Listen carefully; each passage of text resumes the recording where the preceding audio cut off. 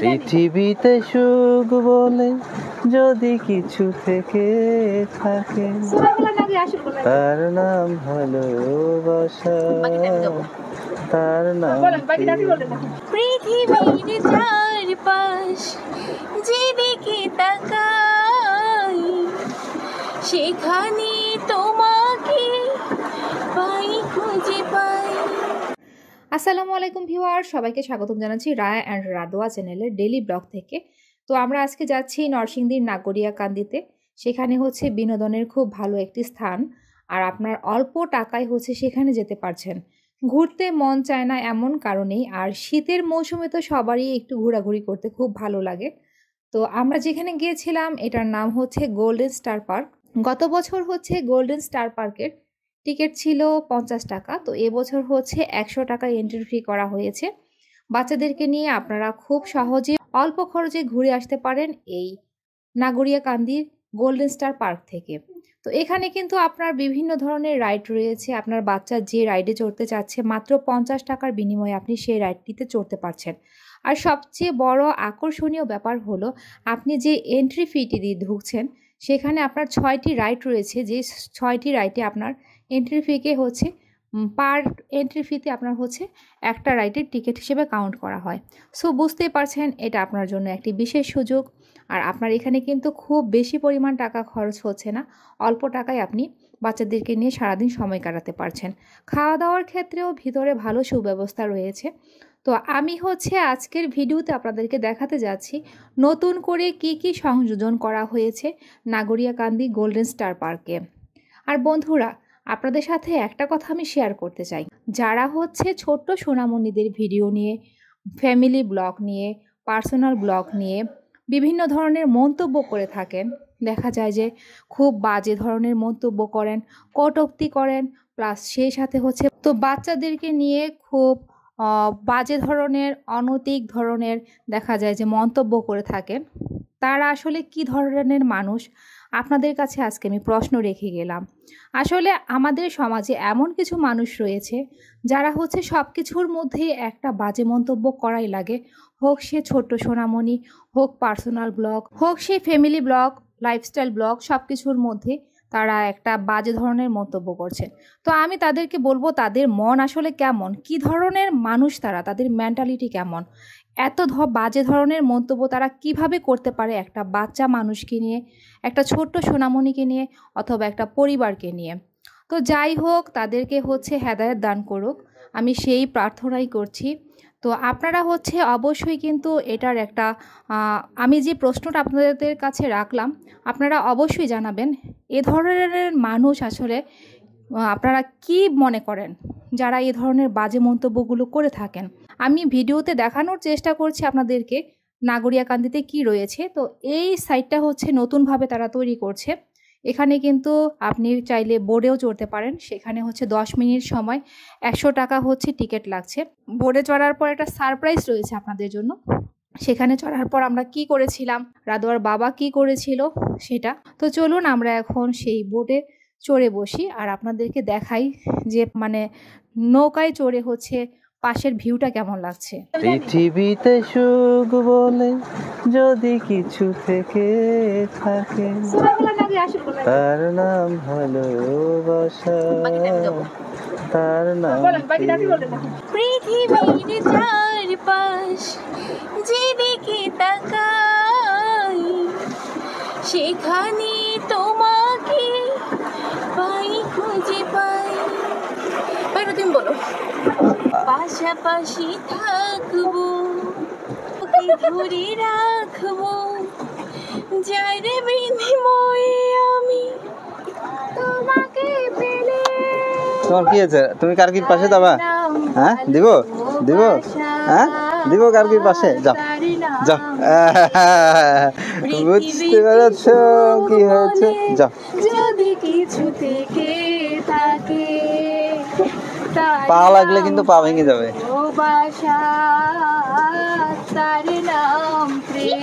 10 minute সময় কিন্তু খুব বেশি সময় না। তো ওখান থেকে বের হয়ে আমরা চলে এসেছিলাম নতুনভাবে যে একটা সুন্দরভাবে তারা ডেকোরেশন করেছে সেই স্থানটিতে।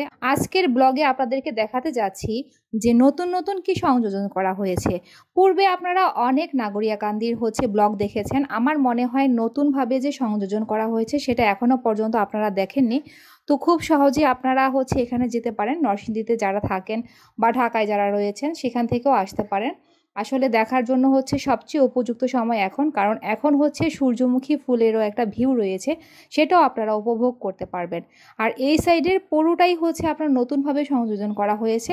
কিছু কিছু কাজ এখনও বাকি রয়ে গিয়েছে, যেটা তাদের সম্পূর্ণ রেডি হতে কিছু টাইম সময় লাগবে।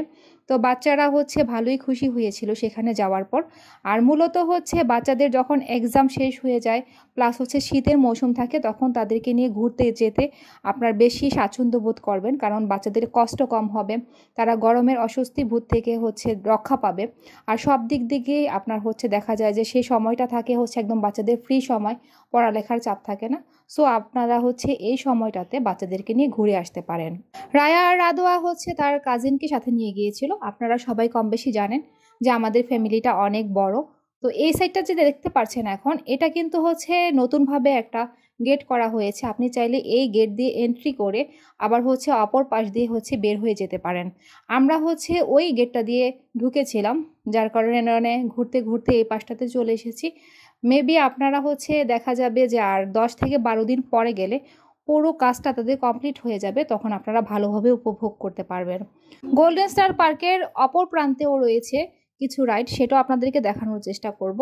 আর এখানে কিন্তু বাচ্চাদের খেলনা প্লাস কসমেটিক, ফ্লাওয়ার সব কিছুর শপ রয়েছে, সেটাও আপনাদেরকে আমরা দেখানোর চেষ্টা করব। আসলে আপনারা যদি চান যে একদিন কোথাও ঘুরতে যেতে, তাহলে সেই ক্ষেত্রে আপনারা এখানে ঘুরতে আসতে পারেন খুব সহজেই। আর আপনার কিন্তু খুব বেশি সময় লাগবে তাও কিন্তু নয়, খুব কাছেই আর সহজে আপনারা আসতে পারছেন। তো রায়া রাদোয়া কার্কিকে নিয়ে আমি ট্রেনে চড়েছিলাম। তো ট্রেনে বসে ওভারঅল ভিউটা কেমন হয় সেটা আপনাদেরকে আমি দেখানোর চেষ্টা করব। আর সেখানে কিছু কিছু বাচ্চা ছিল এই ট্রেনে, আমাদের মতোই। আমরা সেখানে যাওয়ার পর ট্রেনটা ছেড়ে দিয়েছিল। তো এখন যে সাইডটাতে রয়েছি, গত বছর আমরা এখানে গিয়েছিলাম, তখন আপনাদেরকে আমি এখানের কি কি রাইড রয়েছে সেটা দেখিয়েছিলাম।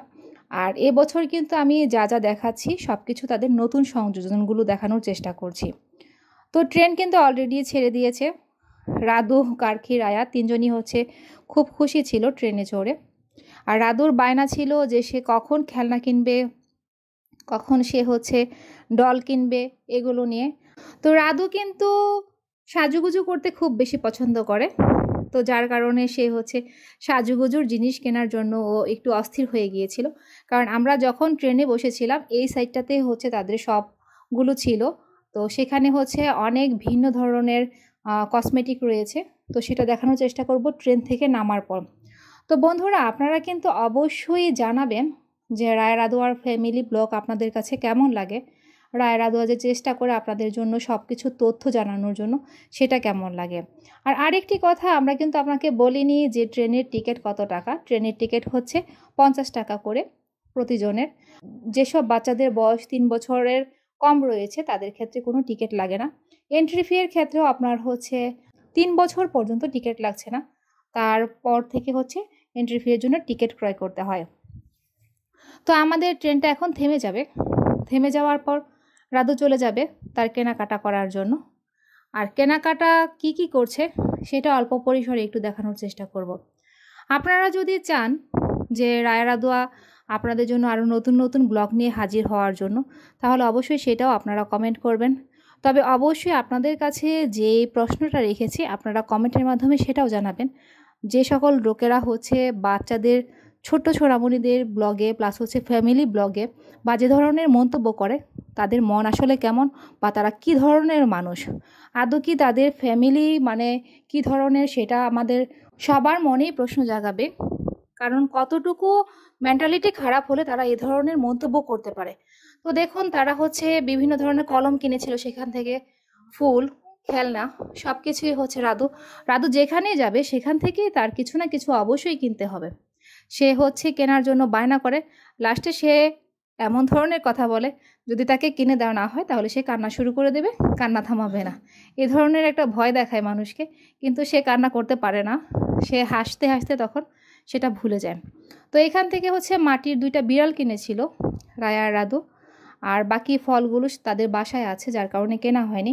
খেলনাও মোটামুটি যেগুলো ছিল সেখানে সব আইটেমগুলোই তাদের বাসায় আছে, যার কারণে তারা একটা খেলনা চয়েস করেছিল, সেই খেলনাটা হচ্ছে তাদের আপাতত নেই, যার কারণে কেনার জন্য পাগল হয়েছিল। আর আমিও তাদেরকে সেই খেলনাটা কিনে দিয়েছিলাম। আমি এই খেলনাটার নাম দিয়েছিলাম হচ্ছে চায়না খেলনা, দেখুন চাইনিজ চেহারা, সেই কারণে। খেলনাটা কেনার পর তাদেরকে নিয়ে হচ্ছে আমি আইসক্রিম খাওয়ার জন্য চলে গিয়েছিলাম। গোল্ডেন স্টার পার্কের একদম গেটের কাছে যে আইসক্রিমের দোকানটি রয়েছে সেখানে হচ্ছে আইসক্রিম খাওয়ার জন্য চলে গিয়েছে।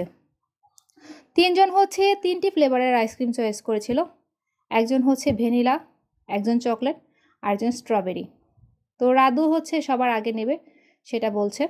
আর 3জনকে নিয়ে যদি একসাথে বের হওয়া যায় তাহলে বোঝা যায় যে 3জন কতটা দুষ্টামি করতে পারে, কতটা বাহিরের জিনিস খেতে পারে। যদিও বাচ্চাদেরকে হচ্ছে বাহিরের জিনিস খাওয়ানো মোটেই উচিত না, তার উপরে হচ্ছে দেখা গিয়েছে যে এখন একটু ঠান্ডা চলছে, আর যে কারণে শীতের মৌসুম, আইসক্রিমটা না খাওয়া ভালো। এখন আমরা চলে যাব গোল্ডেন স্টার পার্কের অপর পাশে, যেখানে আরও 4টি রাইড রয়েছে। তো ওই পাশে যে রাইডগুলো ছিল সেই রাইডগুলো 50 টাকা প্রতিজনের টিকিট আর কি। তো এই গোল্ডেন স্টার পার্কে হচ্ছে 50 টাকার বেশি টিকিট নেই। আর এই পাশেও আপনার কিছু দোকান রয়েছে যেখানে হচ্ছে আপনার একই আইটেম দেখা যায়, কসমেটিক, ফুল, এগুলো রয়েছে। আর আমি আর রায়া চিন্তা করছিলাম কিছু কিনবো কিনা, কিন্তু না, তখন আর কিনতে ইচ্ছে করছিল না। মোটামুটি অনেক কিছুই কেনা হয়েছে রায়রা দোয়ার। তো আমরা কিন্তু একদম বের হয়ে যাব সেই মুহূর্তে হচ্ছে আপনাদেরকে দেখাচ্ছি এখানের ওয়াশরুমটাও কিন্তু খারাপ না, দেখুন কি অবস্থায় আছে, একদম সুন্দর পরিষ্কার ক্লিন। অন্য পার্কগুলোতে কেমন আছে আপনারা কম বেশি সবাই জানেন, আর এখানের ওয়াশরুমটাও একদম সুন্দর।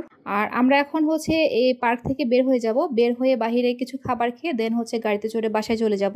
আজ এই পর্যন্তই, আবার দেখা হবে আপনাদের সাথে নতুন কোনো ব্লগ নিয়ে, অথবা নতুন কোনো হেয়ার কেয়ার, অথবা হচ্ছে লাইফস্টাইল নিয়ে। আল্লাহ হাফেজ।